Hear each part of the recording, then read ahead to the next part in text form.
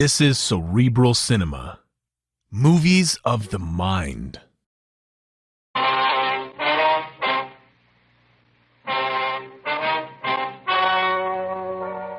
story you are about to hear is true.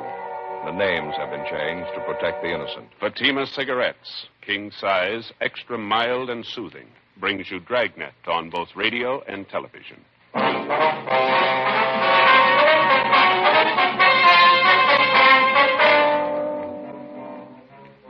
You're a detective sergeant. You're assigned to homicide detail. An unidentified man is abducted from a downtown street. The scene is checked where the man was reported taken. Bloodstains are found on the sidewalk. The abductors escaped in a gray sedan. No one saw the license number. Your job? Get him. Compare Fatima with any other king-size cigarette. Yes, compare Fatima with any other king-size cigarette. 1. Fatima's length filters the smoke 85 millimeters for your protection. 2. Fatima's length cools the smoke for your protection. 3. Fatima's length gives you those extra puffs, 21% longer than standard cigarette size. Fatima gives you more for your money. And in king-size Fatima, you get an extra mild and soothing smoke, plus the added protection of Fatima quality. Buy Fatima in the bright, sunny yellow pack.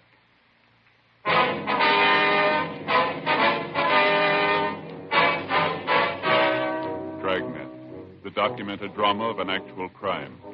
For the next 30 minutes, in cooperation with the Los Angeles Police Department, you will travel step by step on the side of the law through an actual case transcribed from official police files. From beginning to end, from crime to punishment, Dragnet is the story of your police force in action.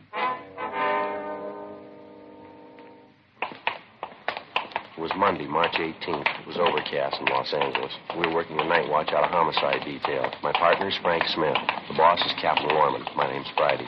It was 6:48 p.m. when we got to the corner of 11th and South Pierce Street, the 797 Club. Sorry, no more service tonight. Closing up. Your name Leon Morley? Yeah, I can't serve you any drinks, so closing up. Police officers, Mr. Morley. I'd like to talk to you a minute, if you don't mind.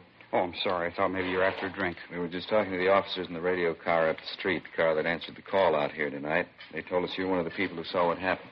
Well, yeah, I guess I did. I saw part of it anyway. Lousy deal. Kind of thing makes your ulcers pop. That's why I'm closing down early, going home. We're following through in the investigation, Mr. Morley. I'd like to have you tell us everything you know about it, if you would, everything that you saw. I told the cops in the radio car everything I know. It was about 6 o'clock, and I heard this big commotion out in the street. I didn't know what it was. Sounded like somebody was hurt. I went out and took a look.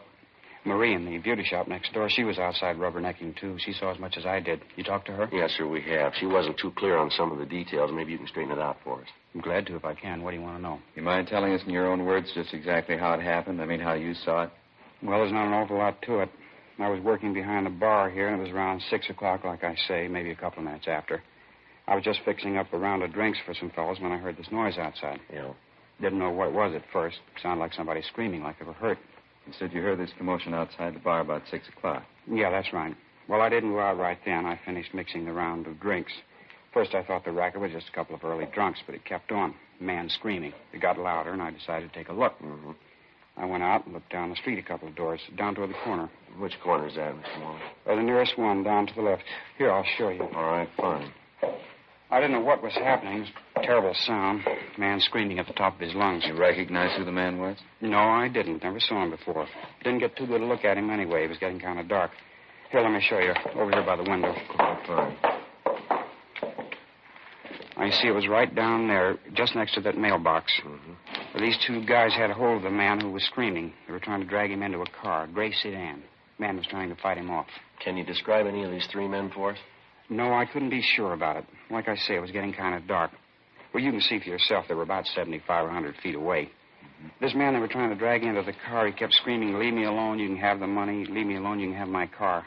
Looked like he was hurt to me, blood on his clothes. Didn't anybody try to help him? Well, you know how this neighborhood is. When there's trouble, they all cut out. They don't want to get involved. It happened pretty fast anyway.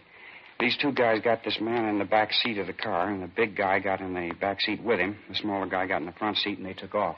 Now, which way did they go, Mr. Morley? Straight down the street there. They turned right at that corner. Mm-hmm. Did you happen to see the license number? No, I thought of it, though. They didn't turn the car lights on and went by pretty fast, too. I couldn't get a good look at it. Was it a California plate, do you know? Oh, yeah, I noticed that much. That's about all, though. What kind of a car was it? Like I told you, a gray sedan, four-door. I couldn't tell the make. Fairly new car. Well, did you notice anything outstanding about the car? Anything at all? Well, I don't know. What do you mean outstanding? Well, special markings of any kind. Anything unusual. Maybe some of the accessories. Spotlight? Anything like that? No, nothing I noticed. The rear bumper was bent out, I think. Matter of fact, I'm pretty sure of it. Rear bumper? Yeah. I saw it when they drove off. They drove right past the place here. How about the men, sir? Can you describe them at all? No. One was pretty tall and thin. The other one was smaller. About the same build on the thin side.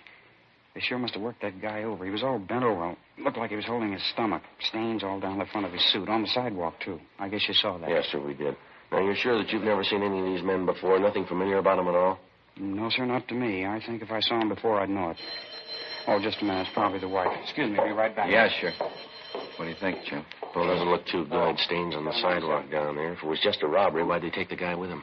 Got me. Possibly might have recognized him. Well, maybe you got some, but I hope you're wrong. If he can make the hoods, good chance they're not going to turn the man loose alive. Sergeant. Yeah. It's your office on the phone. I want to talk to either one of you. Oh, I'll get it, Joe. Right, thanks, Frank. Phone straight back, Sergeant. Enter the bar. Yeah. Okay, thanks. Look, Sergeant, I got to have something to quiet my nerves. How about you? You want a drink? No, thanks. Besides the woman in that beauty shop next door, Mr. Morley, did you notice anyone else around who saw what went on?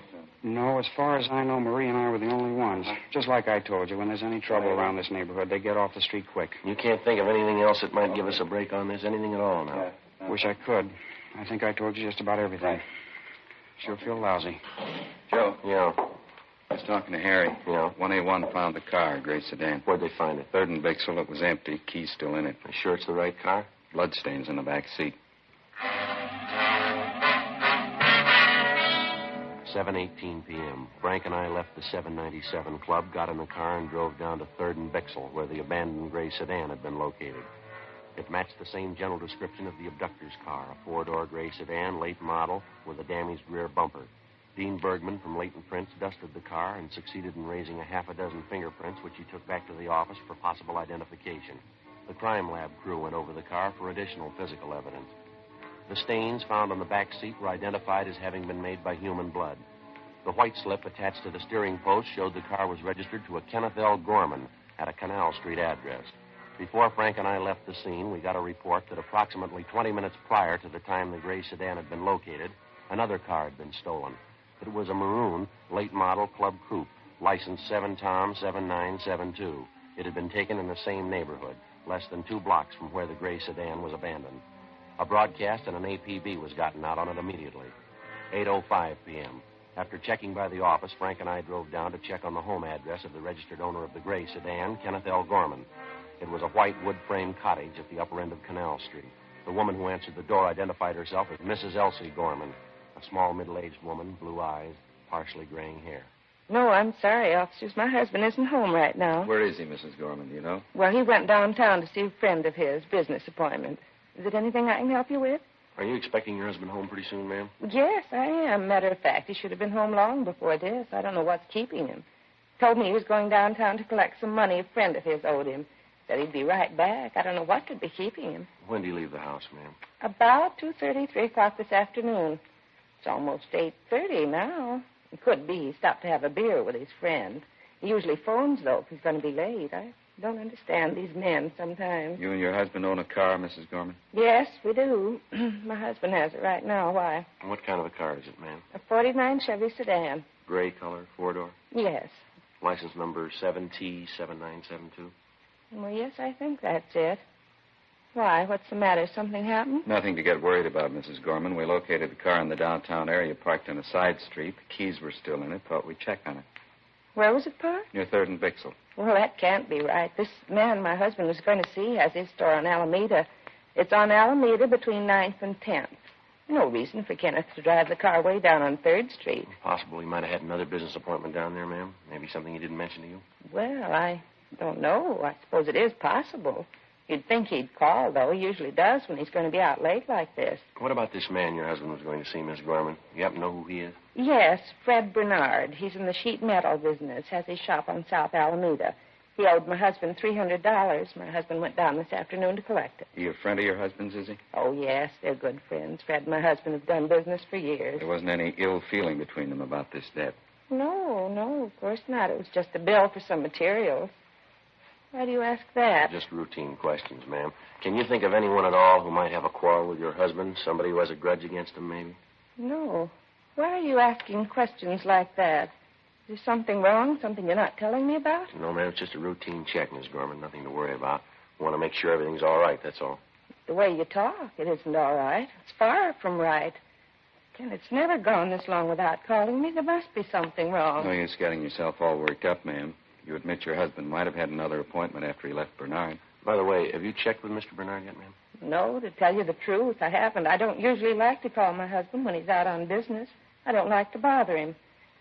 This is different, though. I think I'll call Fred Bernard right now. It's a good idea. Do you mind if we wait, ma'am? No, not at all. It'll only take me a minute. Excuse me. Yes, ma'am. What do you think? I don't know. Doesn't look too good, does it? Car's abandoned, stains in the back seat. Man's late in getting home. It's all there. Could be anything, couldn't it? Doesn't look good. Sergeant? Yes, ma'am. I just talked to Fred Bernard. He said my husband's been there and left. What time did he leave Bernard's? About 3:15, 3:30. Fred Bernard paid my husband the $300 he owed him, and my husband left. Fred told me my husband asked him if he wouldn't have a glass of beer with him, but Fred said no, he was busy. So my husband said all right, he was going to have a beer at home. Told Fred he was going right home. That was at 3:15 this afternoon. Yes, ma'am. Well, there must be something wrong, I know it. It just isn't like my husband. He wouldn't leave the car like that. If he was late, at least he'd call me. Oh, would you excuse me again? I've had the dinner on the stove. Boiled away to nothing. I want to turn it off. Yes, ma'am. Go right ahead. I hope it works out all right. Seems like a nice woman. Yes, she does. Sure doesn't figure, does it? He's had plenty of time to get home. No reason why he shouldn't be here by this time. Well, I can think of two. Yeah? An empty car and $300. We continued interviewing the wife of the missing man, Kenneth Gorman, and she told us that occasionally he did some drinking at neighborhood bars.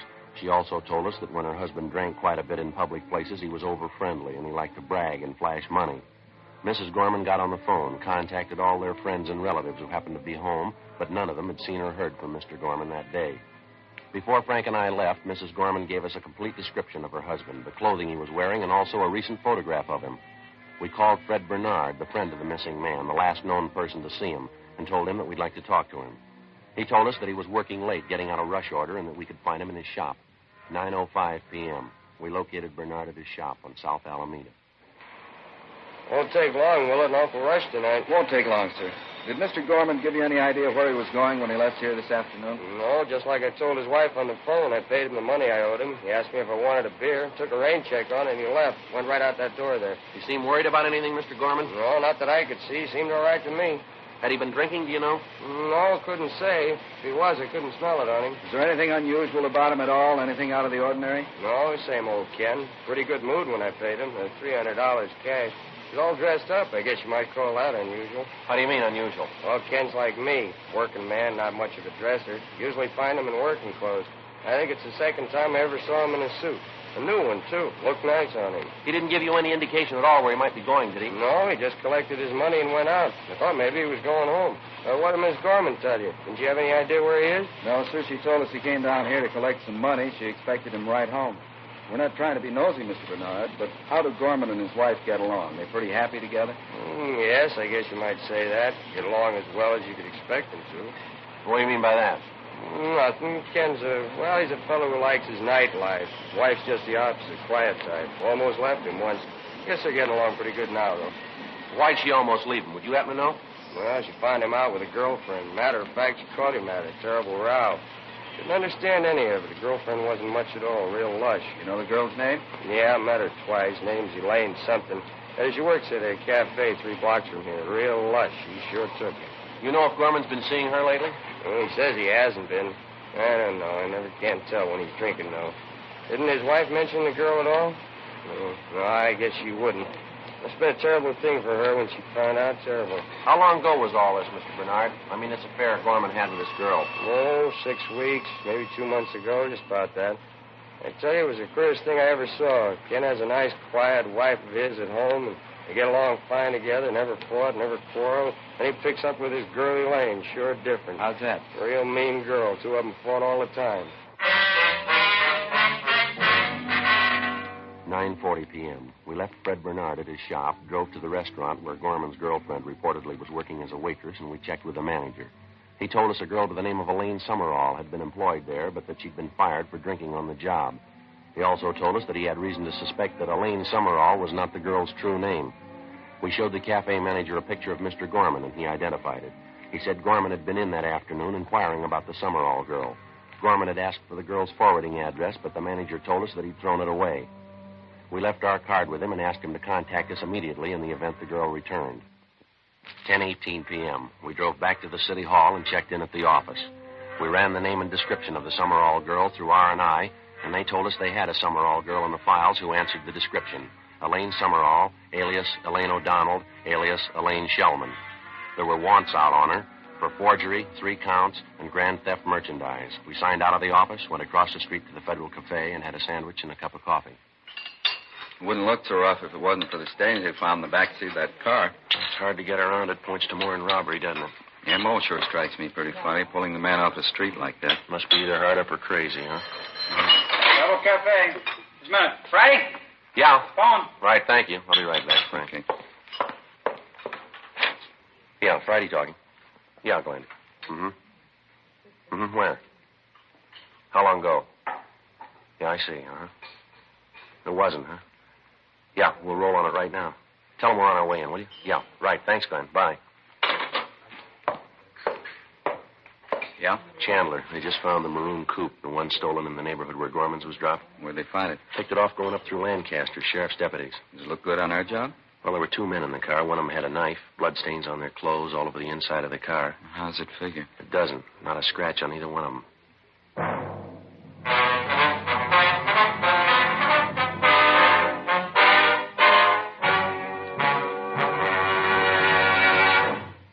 You are listening to Dragnet, authentic stories of your police force in action.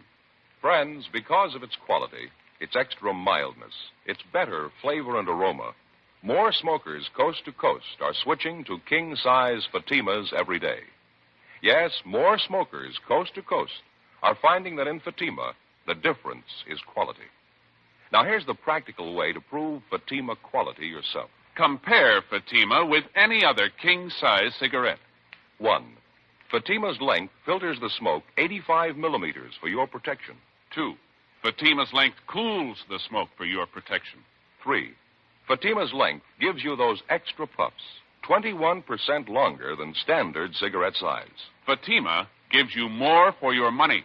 And in king-size Fatima, you get an extra mild and soothing smoke, plus the added protection of Fatima quality. Remember, more and more of your friends are switching to king-size Fatimas. Compare them yourself.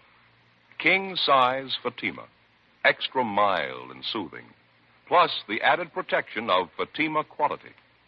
Look for the bright, sunny yellow pack. Buy king-size Fatima.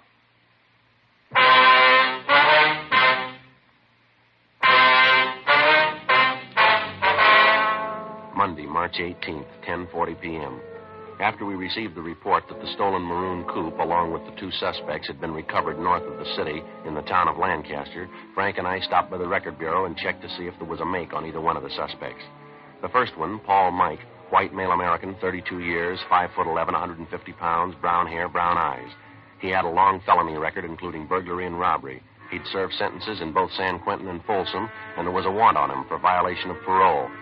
The second suspect, Floyd Compton, white male American, 34 years, 5'8", 135 pounds, black hair, brown eyes. His record included arrests on suspicion of burglary, 4 grand theft merchandise, and 3 drunk arrests. He was a petty thief known to us as a shoplifter. He'd never served time in a penitentiary. 10:55 p.m. Frank and I, with identifying photographs of the 2 suspects, left the city and drove north. We checked in at the Lancaster Sheriff's Office substation.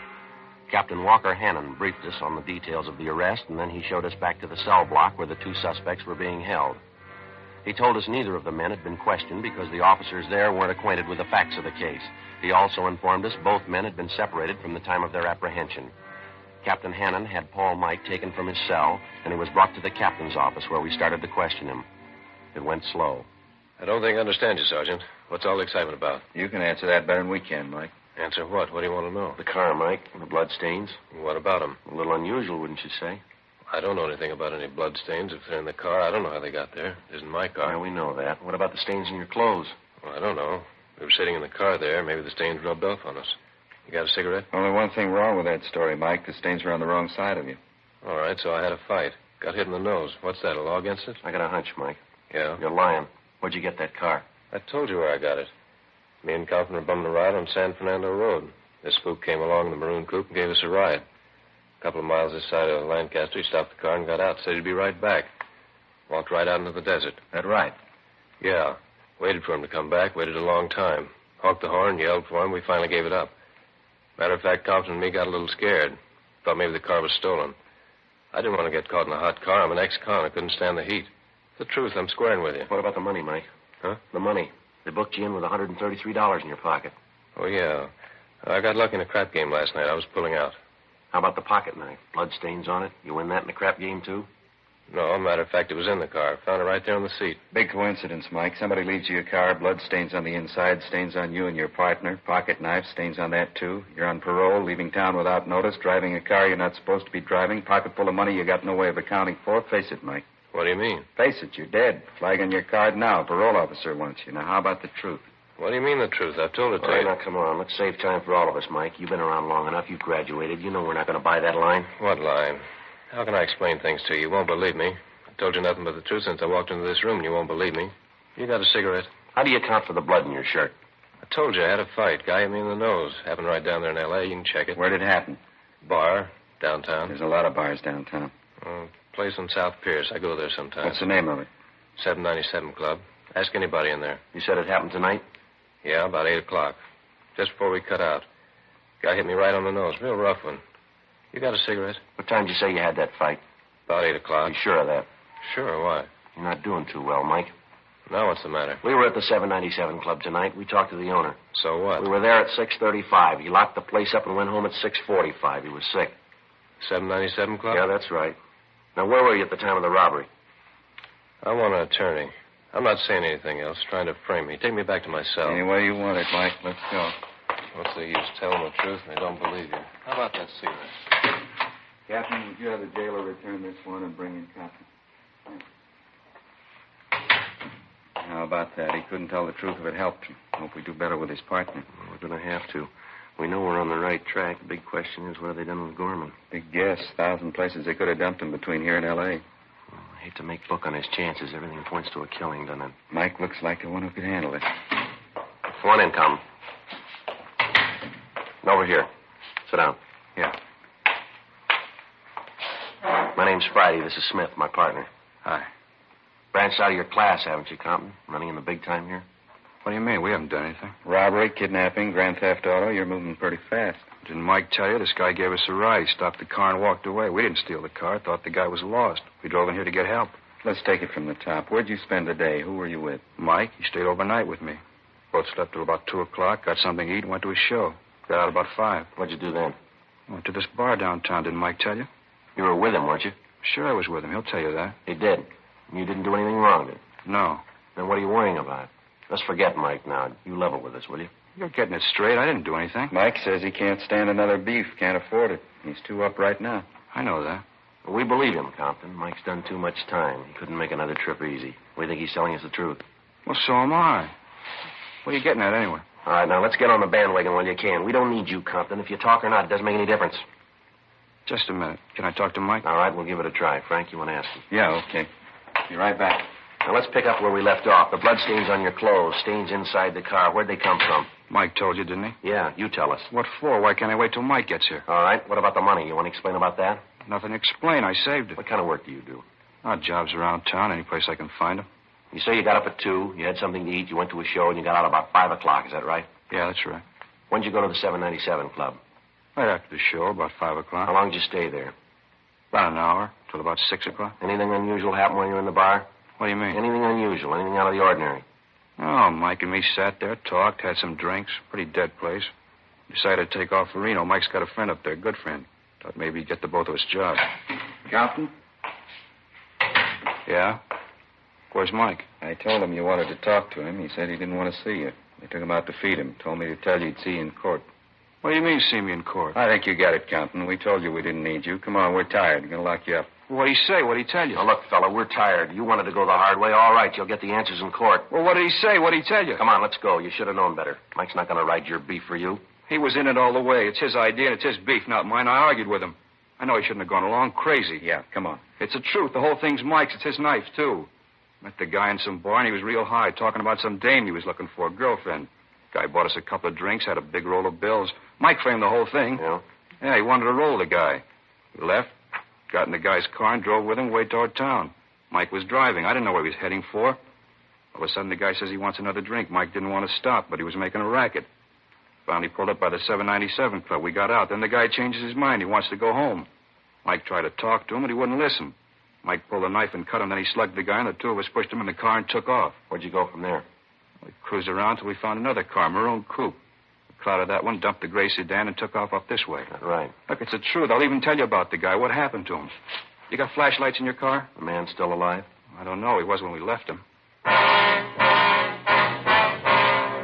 1:45 a.m. The Lancaster Sheriff Substation contacted the local emergency ambulance, and they were instructed to follow our car. Along with the suspect, Floyd Compton, Frank and I got in the car and headed south, following his directions. After several tries at locating the spot where Mike and Compton supposedly left their victim, we finally found where they'd parked their car on the side of the road. We got out, and Compton led us back across a stretch of sand to a thick clump of sagebrush about 300 yards off the highway. The victim, Kenneth Gorman, was lying face down. His hands and feet were tied together. It was fairly evident that he'd lost a good deal of blood and that he was in a state of severe shock. He was placed on a stretcher and placed in the ambulance. All right, Compton, that's it. Let's go. Be real tough. Sure glad he ain't dead. Yeah, sure. Come on. Where are we going now? Back to the sheriff's office. Want to take your statement. Okay with me. Just one thing I want. One more thing. Yeah? That lousy Mike. I want to be there. I want to see him. How's that? Trying to load this thing on me. I want to see his face when you tell him. Can't wait to see it. Yeah, neither can we.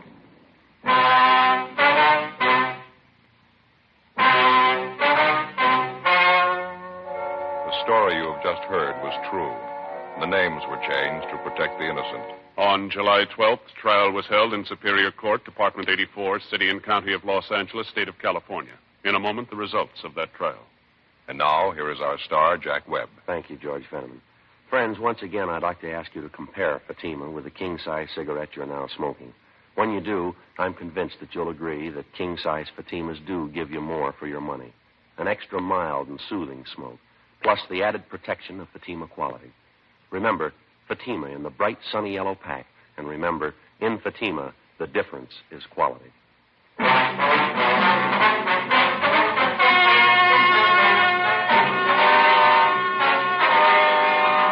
Paul Mike and his accomplice, Floyd Compton, were filed on for violation of Section 209 of the Penal Code, kidnapping for the purpose of robbery, and Section 211 of the Penal Code, robbery in the first degree. They were also filed on for one count of grand theft auto. They were tried and convicted and received sentences as prescribed by law. Kidnapping for the purpose of robbery, where bodily harm is inflicted, is punishable by the death sentence or life imprisonment without possibility of parole. Robbery is punishable by imprisonment from 5 years to life. Grand theft auto is punishable by a prison term of not less than 1 nor more than 10 years. The victim, Kenneth Gorman, finally recovered after more than 3 months in the hospital. Ladies and gentlemen, next week, Dragnet presents a trilogy. 3 documented case histories of vital importance to all of us. This trio of authentic stories is both tragic and terrifying. Please try to hear Dragnet next week when we present our trilogy.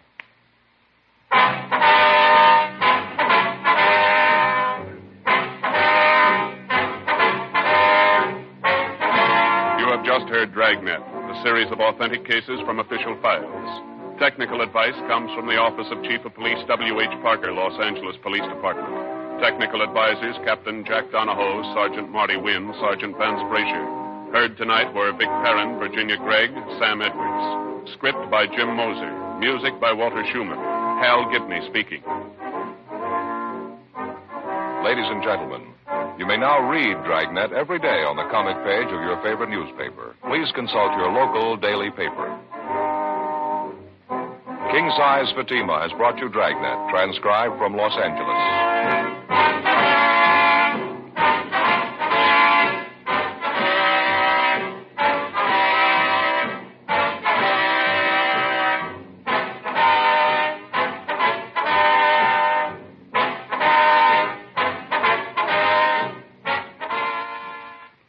Adventure is yours tonight with Counter Spy on NBC. Cerebral Cinema hopes you have enjoyed this movie of the mind.